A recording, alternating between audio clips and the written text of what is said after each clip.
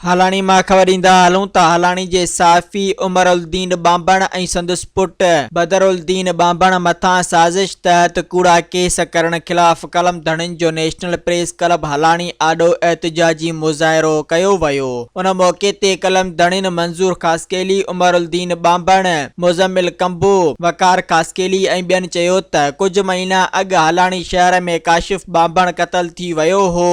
मक़तूल जे वारसनि एहतिजाजी मुज़ाहिरो करे क़तल जी FIR 5 ॼणनि मुरीद सोलंकी, अरबाब सोलंकी ऐं ॿियनि मथां कटराई हुई। इन एहतिजाज जी ख़बर हलाइण तां जवाबदार मछिरजी साफ़ी उमरुद्दीन बांबण ऐं इन जे पुट ते 2 महीना अॻु हालानी पुलिस हथां ड्यूटी अटका जो केस दाख़िल करायो हो। हिननि चयो त वरी हाणे AB 22 साफ़ी उमरुद्दीन बांबण ऐं इन जे पुट ते सीशन कोर्ट नौशरो फिरोज़ में दरख़्वास्त दाख़िल कराई आहे। बाअसर हुजण सबबि मनसूबाबंदी तहत कूड़ा केस दाख़िल करे हीसायो ऐं धमकायो पियो वञे। हिननि चयो त कलम जे ज़रिए हक़ ऐं सच लिखण खां को बि रोके नथो सघे। साफ़ी मथां कूड़ो केस दाख़िल करण जी असां मज़म्मत कयूं था।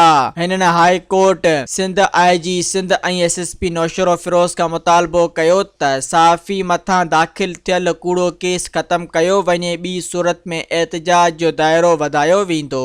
सब्सक्राइब कयो अवामी न्यूज़ HD खे ऐं ताज़ा तरीन ख़बरुनि लाइ ॾिसंदा रहो अवामी न्यूज़ HD।